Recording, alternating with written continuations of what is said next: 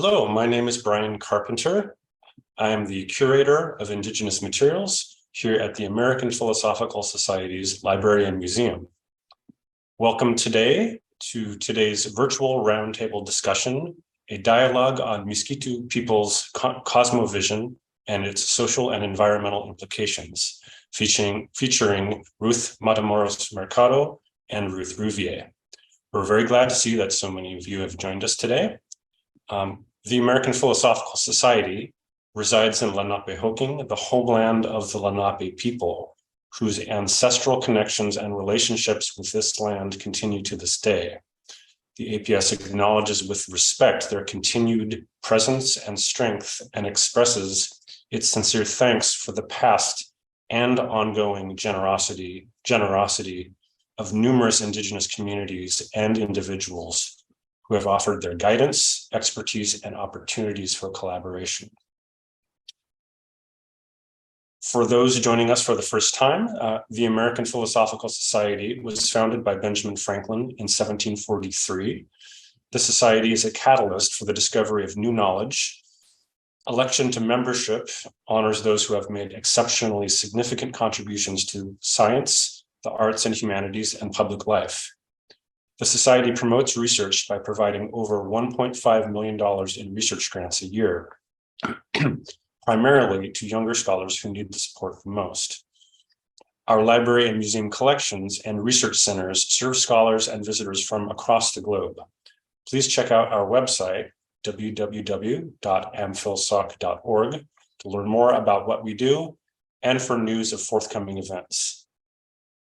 This program today is part of the work of the Native American Scholars Initiative, which is supported by the Mellon Foundation and complements the collaborative community-engaged work undertaken by the Center for Native American and Indigenous Research here at the APS Library and Museum.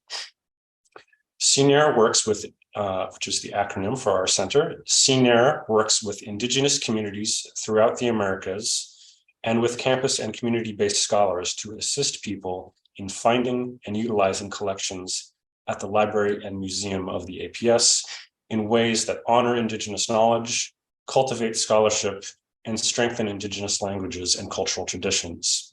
You can learn more about CNARE on our website, and we will share a link in the chat for that.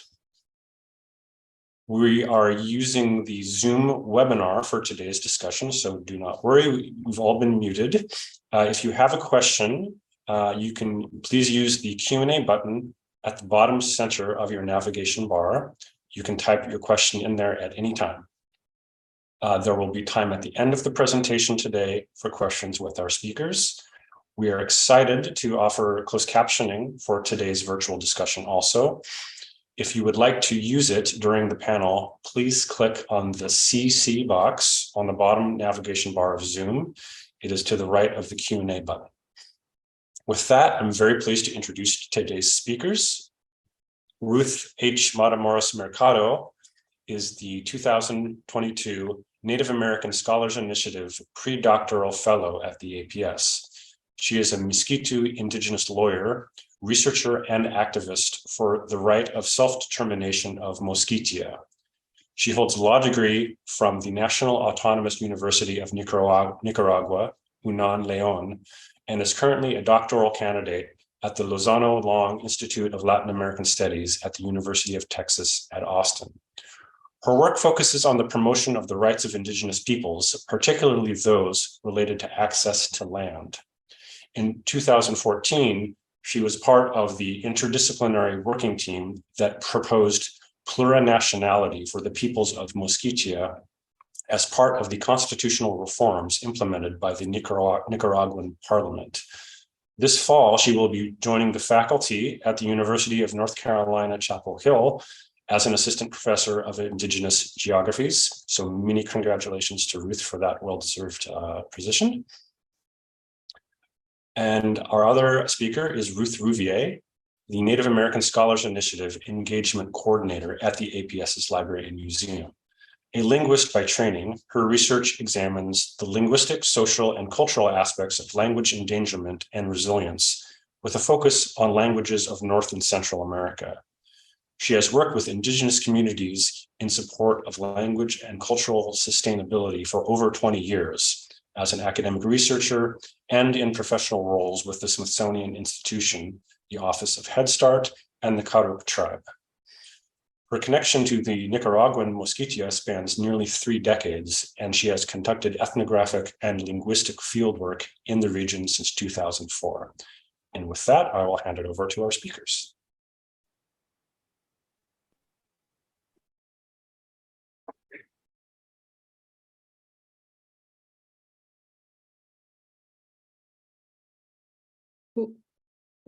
Are we on? Who should go first? Okay. Thank you, Brian, and thank you, Ruth, for letting me join you in this conversation today. I just want to say that I'm super excited to be having this conversation with you because I've been hearing about your research for many years now and kind of want to get the encapsulated version of it. And I'm really excited also to see who's joining us for this webinar. I see some familiar names here, and I know some of them have some deep experience in the Miskitu as well. So welcome to everybody who's joined us. So I wanted to just start off by saying that one thing that really strikes me, Ruth, about your work is that it's really grounded in your own identity and your life experiences. And I know quite a bit about those, but I think that it'd be great if you could talk to the listeners, the viewers, about your personal and professional background and how that led you to the work that you're doing now. Yeah, thank you, Ruth. Thank you, Brian and Adriana. And of course, thank you to the American Philosophical Society for giving me this opportunity, for giving my research a chance and allowing me to come to the APS as a Mellon NASI Predoctoral Fellow. And thank you, Ruth, for sharing this space with me and for that question, which I think is really important because the work that I do today is the result of a long learning process that started when I was a child, and it's been greatly influenced by the labor of both my parents and the context I was born into. I was born in 1980 in Biluy, which is kind of the head city of the northern Caribbean coast of Nicaragua. And I was born just 1 year after the triumph of the Sandinista revolution in Nicaragua. Just 1 year, shortly after the triumph, Nicaragua entered into a decade-long civil war, which was like the first 10 years of my life. And I remember in 1987, when the war was coming to an end, one of the things that the Contra-revolution, or particularly the Miskitu people, negotiated with the Sandinistas for a peace agreement was the approval of a law that came to be known as Law 28, that granted autonomous status for indigenous peoples of the Miskitu in Nicaragua. At the time, my dad, he's a sociologist. He was working at the Centro de Investigación y Documentación de la Costa Atlántica de Nicaragua. I guess you can say something as Center for the Research and Documentation of the Atlantic Coast of Nicaragua. So there was a lot of research being done at that center about indigenous peoples. And of course, in the context of the approval of the autonomy law, there was a lot of research being done on the autonomy law and the best way to make it work for indigenous peoples in the Miskitu. So he would bring a lot of those reports and research papers that they conducted at Sitka. And I would read those. I was a child. There were many things I couldn't understand at the moment. But somehow, being in that context and being able to read those papers created in me the idea that autonomy law was important for us. And I wanted to understand it and to help in the process of making it work for my people. At the time also, my mom, she's a nurse, and she worked for the Ministry of Health in Nicaragua.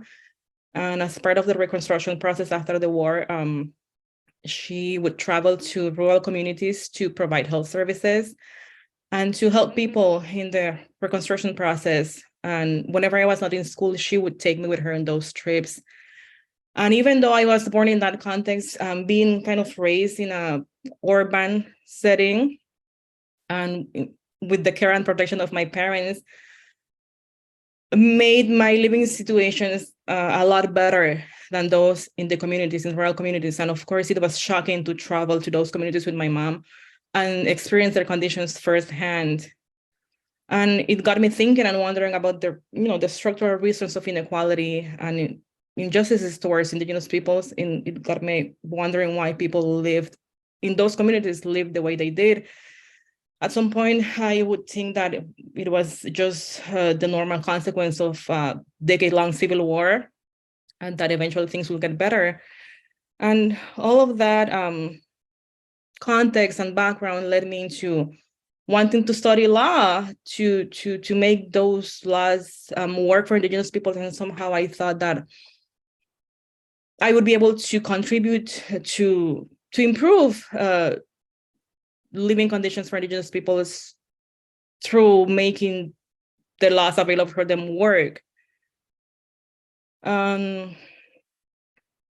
I went to law school, and right after I graduated from law school, I went back to Nicaragua. And that was another very important moment in my career path. The other law that is very important for me, indigenous people in Nicaragua, was just approved. That was the year of 2023, the year of the approval of Law 445 for the titling and demarcation of indigenous peoples in Nicaragua. So right after I graduated from law school, I went back home and I started working with volunteering for an NGO that promoted indigenous people land rights in Nicaragua.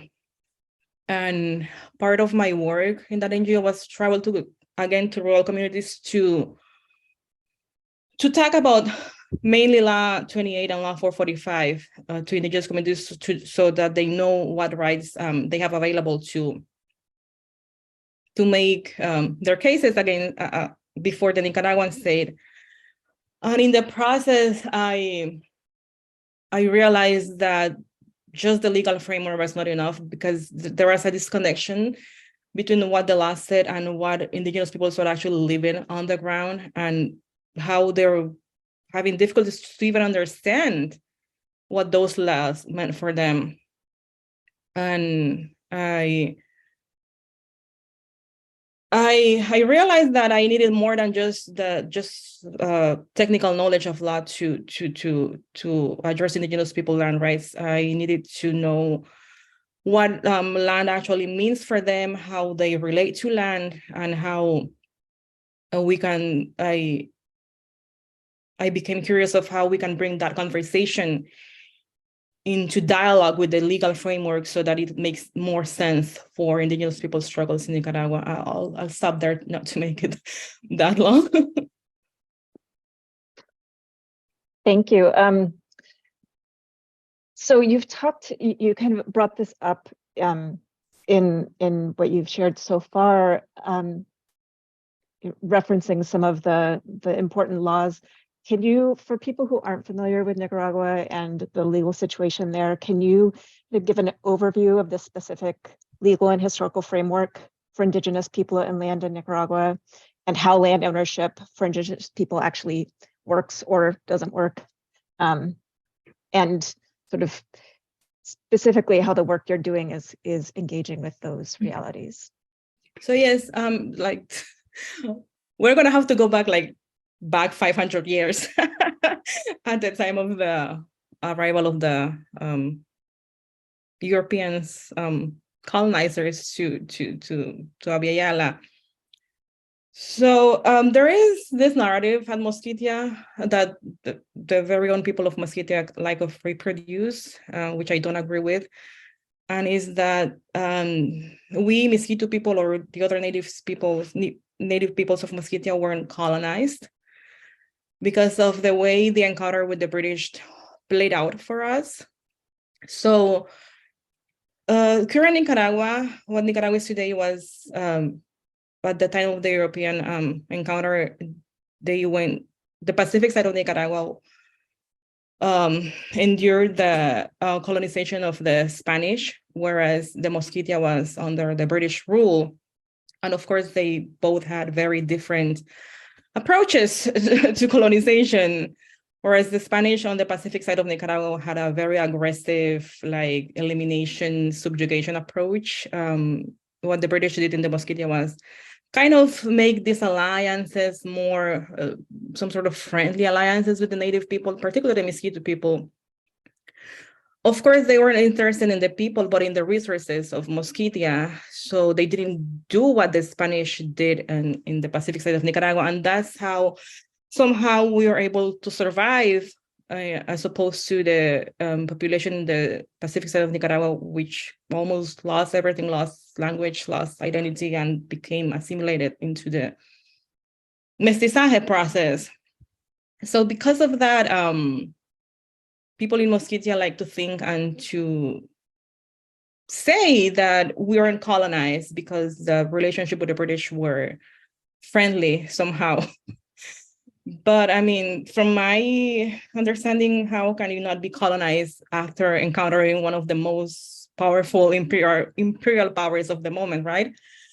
And like I said, it was other type of colonization that they were doing in the Mosquitia that was based on land resources extraction, not in assimilating the population. And when they left, of course, they didn't care about the people. When the British left, the Nicaraguan state was also emerging as a state. And what happened was that Mosquitia became integrated into the emergent Nicaraguan state. There were some treaties signed with the British and the Nicaraguan state. I'm not going to get too much into details on that because of time. But at some point, the Mosquitia was a reserved, and the agreement was that the Nicaraguan state was going to respect some sort of autonomy for the Mosquito Reserve. And that was in 1860. And then the Nicaraguan state kind of officially integrated the Mosquito into the Nicaraguan state in 1894. And then in 1905, there was another treaty that required the Nicaraguan state to provide land titles for those territories, which the Nicaraguan state partly did, but not all of the requirement in the treaty. With that treaty, the British completely withdrew from the region, and the Nicaraguan state completely took over of the region, and another era of land dispossession and natural resource exploitation came about through transnational companies, mainly US-based, that came into the region and continued what the British had started. And a few dictatorships going on in Nicaragua at the time, which takes us to 1979 to the Trump of the Sandinista Revolution, and to the approval of Law 28, which granted out, which said through that law, the two regions of the Mosquitia, the northern and southern Caribbean coast of Nicaragua, became autonomous. And one of the things that's curious to me is that the autonomy law was translated into Miskitu as Claunalaca, which makes sense because Claunalaca in Miskitu language evokes a notion of kind of self-sufficiency or doing something on your own.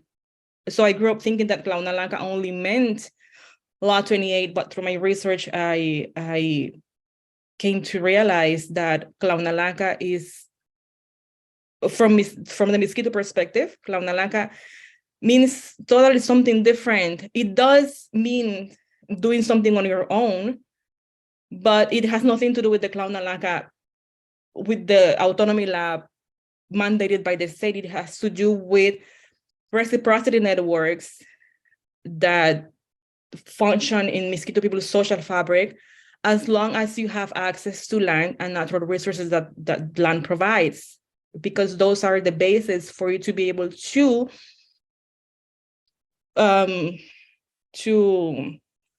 take care on your own of your needs and your people's needs.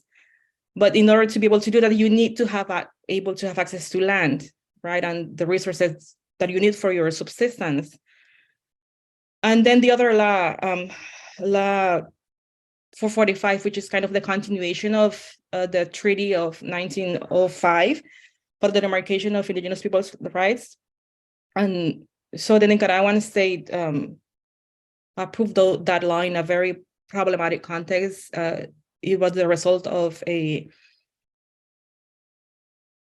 legal battle in the Inter-American Court of Human Rights, where the Mayangna community, the Mayangna is the second largest indigenous group in Nicaragua, sued the Nicaraguan government for a concession that to a company to extract like wood in Mayangna territories. So the court ruled that the Nicaraguan government had to actually demarcate indigenous people land rights. And so Law 45 was the result of that, legal battle. And the law established 5 stages of demarcation. And the Nicaraguan government has carried out 4 of those 5 stages, and it has actually provided land titles to indigenous lands in Nicaragua, but it hasn't carried out the 5th stage, which is kind of, without that stage, the titles are nothing, because the 5th stage, it requires removing settlers illegally occupying lands and in indigenous territories. And the Nicaraguan government has not done that part, and instead is suggesting a cohabitation project, which is, if approved, will require settlers to legally occupy those lands, which is very problematic, not only because of the environmental degradation that they're doing, but because of the opposite knowledge systems and ways of relating to land and environment. So that's one of the main things that indigenous peoples are opposing about the Cohabitation project, is those two, like the environmental degradation part and the way non-indigenous people or settlers occupying lands in those territories see and relate to land, which is different from how indigenous peoples for centuries have used that land. Like, I'll talk about that in my next question. I don't want to get too much into this part about it. So yes, that's how that's why I think my research is important in this broader Nicaraguan context, because like I said, so far, whenever you talk about indigenous people land rights in Nicaragua or autonomy, the conversation is heavily dominated by those 2 laws, which are completely excluding the indigenous knowledge system that I think are really important to take into account when making laws and policies regarding indigenous peoples and land rights in Nicaragua. Mm-hmm. Thank you. As you're talking, I'm just thinking about the kind of the impact of the cohabitation as it is currently,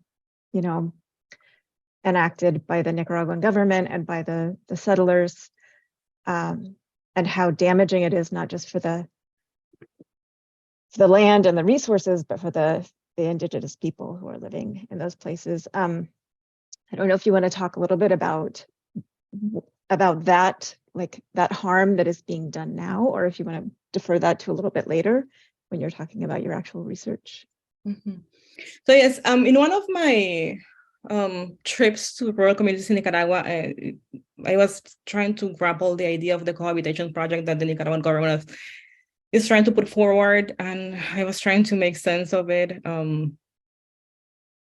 Of course, I didn't think, I still don't think that that's the best solution for the problem, but I kind of wanted to see what people thought about it, or how people feel about it, at the communities. And I asked an elder in one of the communities that I was working with what they think or what they feel about the Cohabitation project, and he like emphatically replied, we cannot share the land with the settlers because they don't see land the way we do. So that response from the elder kind of became the guiding point of my academic inquiry, if you want to put it that way. And it is that from his response, I kind of started to elaborate my research questions. And one of my research questions is that if the elder says that Miskitu people don't see land the way the settlers do, and then I ask, so how do Miskitu people see the land? How do Miskitu people relate to the land? And of course, living there, traveling to communities since I was a child, I had an idea, of course, of how that works. But through my research, I've been able to kind of really grasp what that means. And what I think one of the main kind of oppositions between the native and the settlers' views to land has to do with the form of land ownership, if you want to call it that way. So there is this concept in the Miskitu people's cosmovisions, is the concept or the notion of Yaptitasba, which can be translated to English as Mother Earth. So what Mother Earth means for Miskitu people is, or Yaptitasba for Miskitu people is, this idea of communal lands where land belongs to everybody, whereas the settler occupy the land kind of individually. They get land titles for this specific piece of land, and they can fence that piece of land and do whatever they want in that piece of land. And of course, if you go to a community where people are used to, for decades and centuries of using the land, like having common ownership of the land where nobody actually has private titles to those land, it becomes problematic. But also because, like within that communal land, like the bigger, Yaptitasba, there are kind of other subcategories of how they see. For example, they have different indigenous people, Miskitu people in that case, have specific areas for different subsistence activities. They have areas designated for hunting, for farming, for fishing, or for recreational purposes. And it belongs to everybody and to no one at the same time. And even there is another kind of category of land ownership in which you are entitled to kind of privately own a piece of land, but still you don't have a title over that land. And those areas are the areas where you build your house, for example. And of course that belongs to you. But still that little piece of area of land where you build your house is part of a larger communal ownership framework, if that makes sense. And so, yes, and there is no like written paper or notarized documents involved into becoming like the private owner of that piece of land, as long as the only requirement is to work the land. If there is an available piece of land on the bigger communal land, and you go work on it to farm, that's how you become like the owner of that piece of land. You don't have to have a written title. You don't have to go to a notary to do that. And once you come to be known as the owner of that piece of land, you can kind of even pass it on to your descendants. And there is no paperwork involved, whereas the settler does have written papers over the lands that they claim to be their own, and they can get loans from the bank, for example, to produce in that piece of land, whereas Miskitu people don't have paperwork, and if they go to the bank to get a loan, the bank wouldn't give a loan because they don't have a paperwork to support their ownership towards that land. So when the settler comes into those lands with documents and money, of course, places in the native people in great disadvantage to fight in this institutional system to work in those lands, if that makes sense. What was the question? So that's how problematic it is to put the settler and the native to share a land. And one of the premises that the Nicaraguan government about the cohabitation that the Nicaraguan government set forward was that the native and the settler had to coexist peacefully. But what is happening right now proves that the Pacific coexistence it's impossible because of all of the privileges that the settlers have. They have money, they have land titles in their names, they have arms, and they're killing native people. It's Pacific coexistence is not going to happen. So yeah, so yes, that's why the cohabitation project is problematic, and Pacific coexistence is not going to happen. No.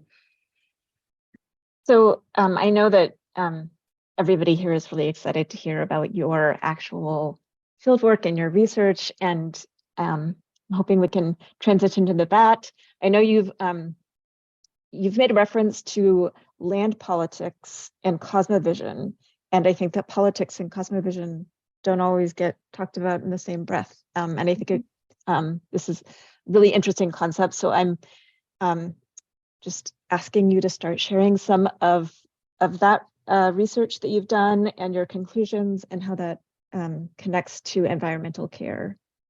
Sure.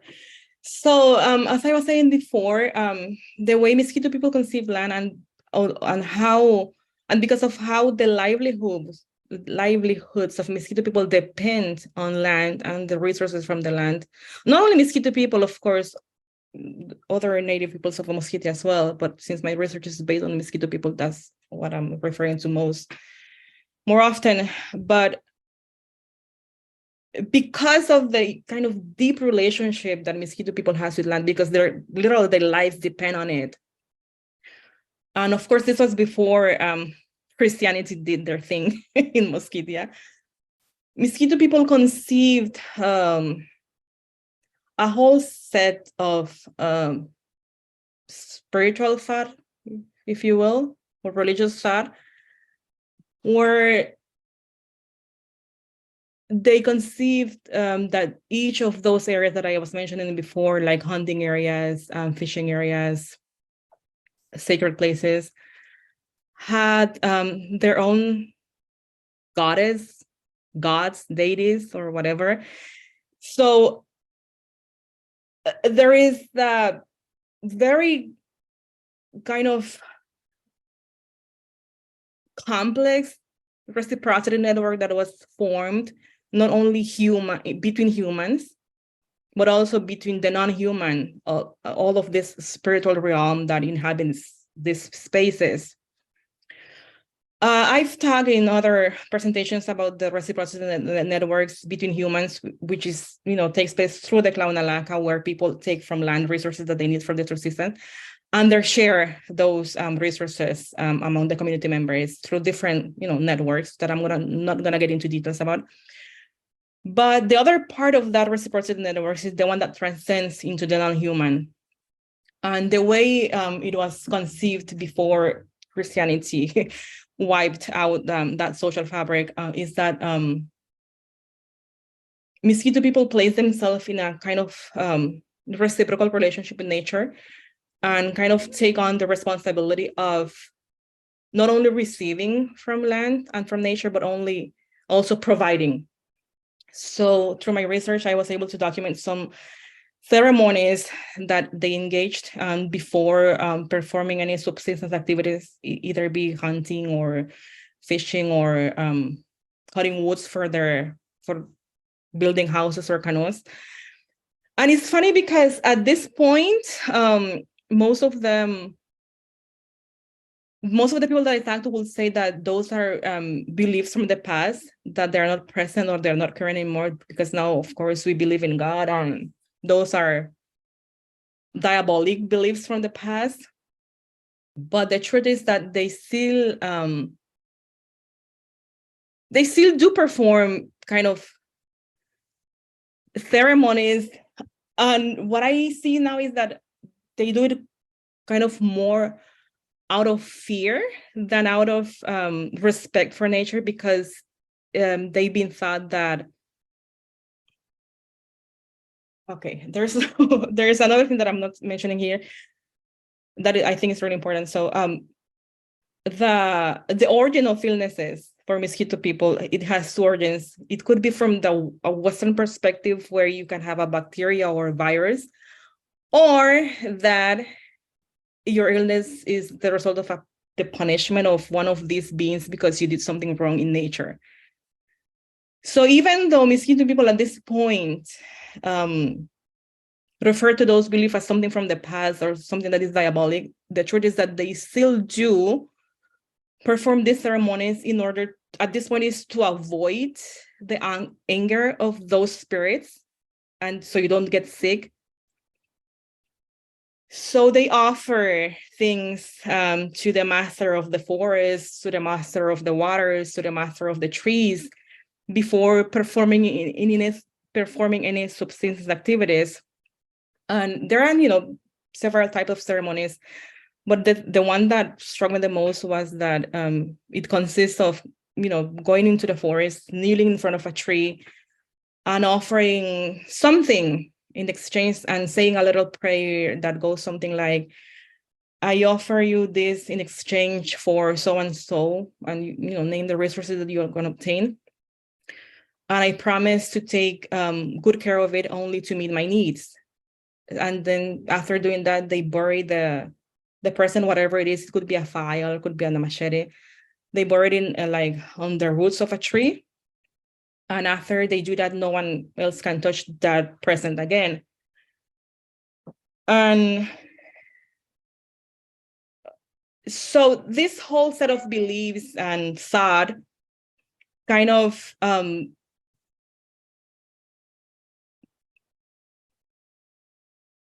purpose or not, created this kind of balance in the Cosmovision and Miskitu people, where you are in a relationship of reciprocity with nature. Nature provides you with what you need for your subsistence, but in exchange, you don't take more than what you need.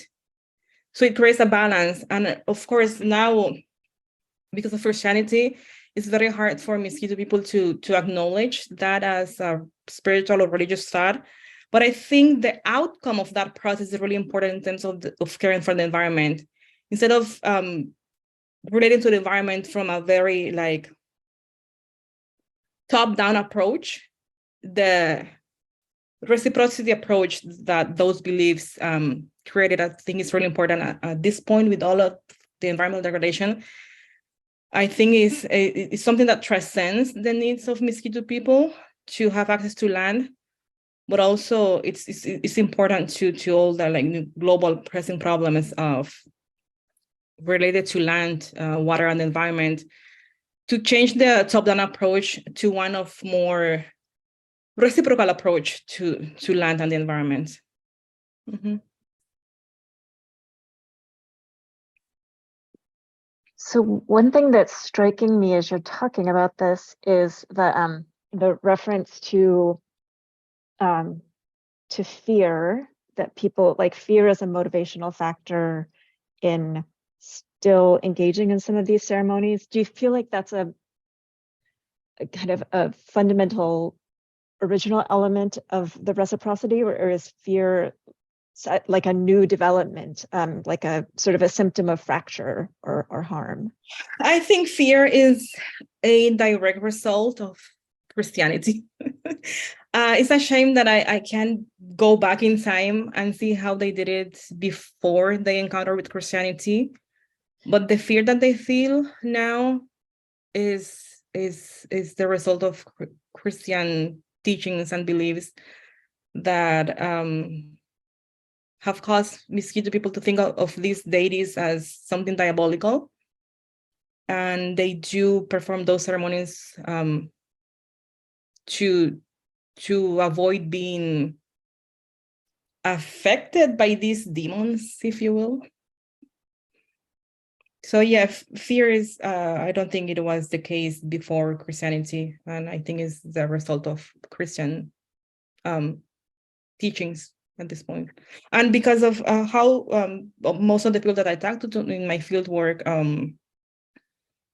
most of them refer to it as something from the past, something that they don't believe into right now. But at the same time, they tell me about anecdotes of the encounter with the master of the water or the master of the forest, and what they do to avoid encountering those beings. Mm-hmm. I'm also thinking, like a pretty common element of kind of Christianity is this sense of shame, and I'm wondering, the signs of environmental degradation are inescapable in the Miskitu, mm-hmm. And I wonder if there's a sense of sort of, if people have a sense of both fear of the deity kind of instilled by Christian beliefs and the conflict there, but also this sense that they've failed in that reciprocal relationship in some way, like the signs of that failure there. And so they are sort of in the relationship that is still somehow underlying their existence in that space with the deities is obviously fractured, unhealthy, and they're feeling a sense that they have some sort of obligation that they haven't fulfilled.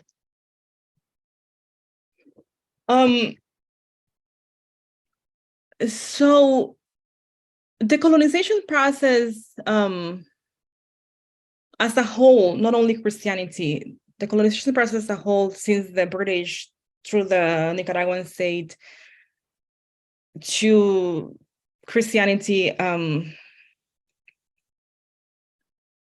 one of the things that it did, so there is two components to it.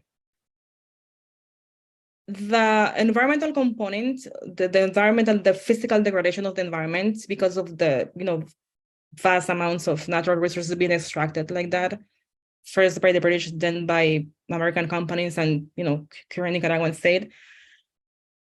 And there is a lot of attention that is placed to that part of the environmental degradation or of result of, extractivism. But there is also a social component to it, because by destroying the environment, you destroy like the basis for this knowledge system. You destroy the basis of these practices, and of course you limit the possibility of reproducing these practices and this knowledge system for future generations. And of course there is that, and then there is Christianity teaching you that is wrong, and then there is the Nicaraguan educational system that is the way it's designed does not include teaching this knowledge systems, and then there is this this dynamic where when a Miskitu or Mayana or whatever native child is required to attend state educational institutions, and the elders who had traditionally had the teaching roles in communities are displaced from that role, of course, new generations are left with no possibilities of learning these knowledge systems, more or less reproducing it for future generations. So one of the things that was very, very strong when I was conducting interviews with elders that actually lived through the Claunalaca, to the belief in these deities, and was the fact that there is no way of, in contemporary times, to reproduce this knowledge system, because of the basis of it, which is nature and the environment, is destroyed, and because not even oral transmission of those knowledges is possible, because the elders have been replaced in their teaching roles in the communities. And I think that's what makes, I don't know, my research kind of timely as well, because it is happening at a time where there is a very thin line between this knowledge being lost forever, because I talk to elders that are not going to be alive for long. And so yes, being able to research about this and write about this, I don't know if Nicaragua ever is going to be able, the political condition in Nicaragua ever gonna be I don't have the word here, is ever gonna be in the position of bringing this conversation into the table. But if it ever happens, I'm glad that there's gonna be research done, and I hope other people behind me also do it, so we can have more elements to bring to the conversation when we are able to raise these issues again in the Nicaraguan political context. One of the things that before I started the PhD, I was working at the Nicaraguan Congress, as Brian was mentioning. I was part of the working group that was overseeing the issues regarding the Mosquitia in the context of the constitutional reforms that was taking place in Nicaragua. And when we talk about plurinationality for indigenous peoples, for the Mosquitia, one of the things that we encountered was that there was no research being done about it, on why it's important, why it's necessary, why the autonomy law by itself, or law 445 by itself, is not working for indigenous peoples. So, like I said, of course, plurinationality was not accepted. The proposal did not pass because there was a complete absence of knowledge about it, of conversations about it. So, like I said, that's one of the things that also motivated me to conduct this research, and I hope that I'm not the only one that does it. I hope that other people do it as well. Because in the future, when we are finally able to bring this conversation into the table again in the Nicaraguan context, it's going to be necessary to be able to improve the current legal system for indigenous peoples in Nicaragua. Mm-hmm. Thank you. I'll just say, I think, doing the research is the first step in that process of kind of preparing the ground for making changes. Exactly. It sensitizes people to the reality. So very important work. I'm going to turn it over to Brian now. Brian, are you there? And he'll field any questions that people have. Thank you. Yeah, this is a great conversation. To our audience, we would welcome any questions. We don't have any yet, so I will throw out a couple that come to mind. And Ruth, you were talking about so much of your work is based on talking with elders, and I was wondering if you could say a little bit about how in recent times, obviously there's been difficulties such as the pandemic and other conditions and just being away. I'm wondering if you can see how the sort of work you've done over the years has changed in more recent years in terms of the way to be talking with people, and what do you see kind of for the outlook going forward on that? No, thank you so much for that question. Actually, I have a very loving story regarding my pandemic field work. So I was supposed to go to Nicaragua in the summer of 2020 to start my field work. And of course, that didn't happen because of the pandemic. I had to stay in the US. I couldn't travel. So I remember in February of that year, I didn't even know what Zoom was. I remember talking to a cousin who lives here in the US, who we haven't met in person, but we know we are here because she immigrated to the US when I was a child and we never got a chance to meet. And she's like, yeah, we should have a Zoom call to get to know each other better. I'm like, what's Zoom? That was in February. And then in March, Zoom was everywhere. So when I realized that I wasn't going to be able to travel to Nicaragua to do my field work, I started requesting Zoom interviews with people in Nicaragua. And of course, the conditions in there are very different. There is a lot of difficulty to have stable access to Wi-Fi or even electricity.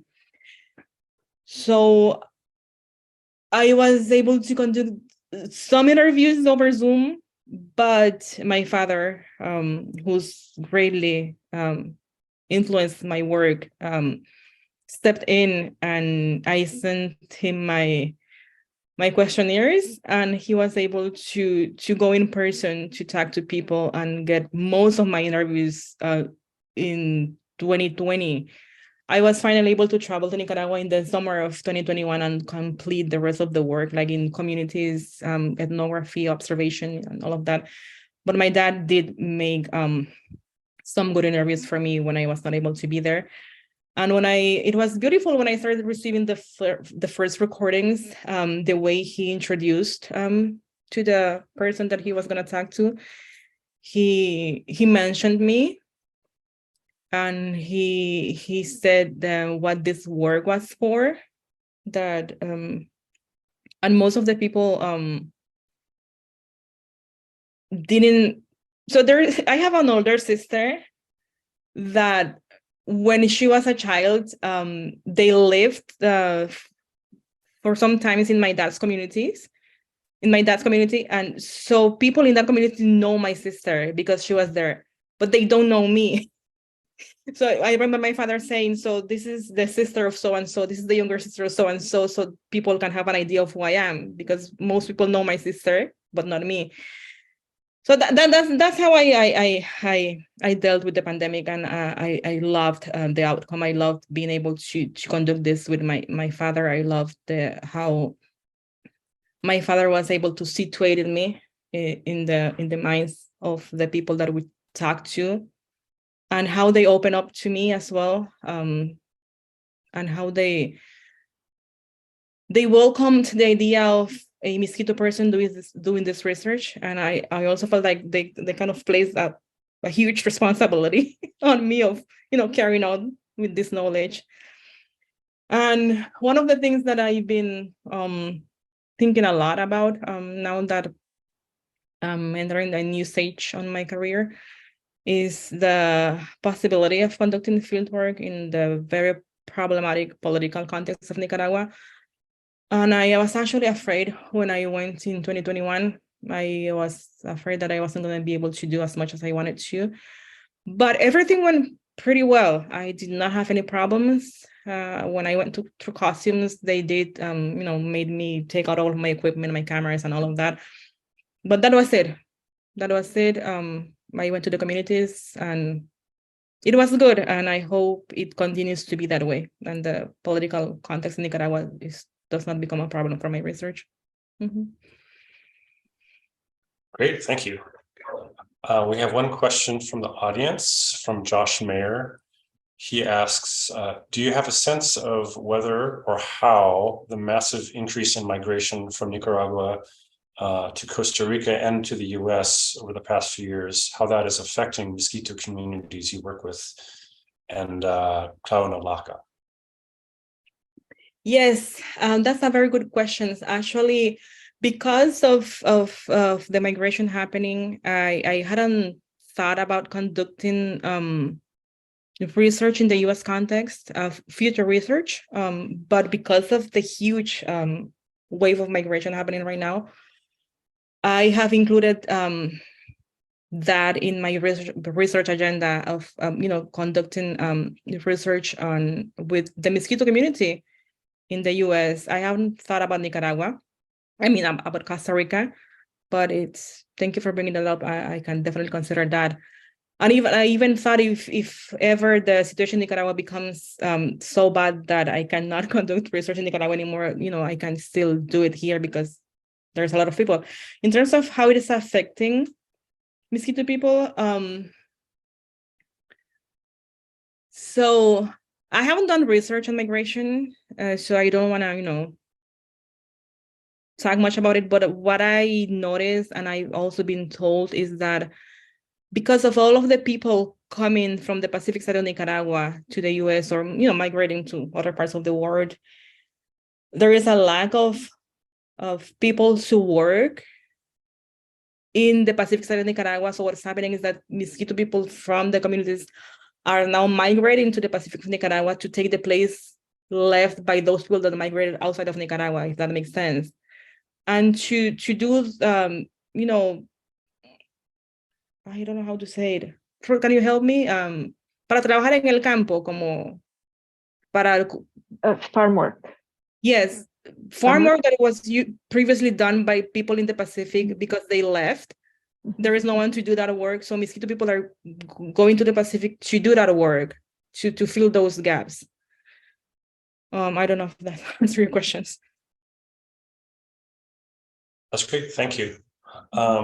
We have one more question from Adriana. She asks, based on your research and experiences, what advice would you give to conservationists or policymakers looking to develop more reciprocal strategies for managing human and environmental relations in Nicaragua?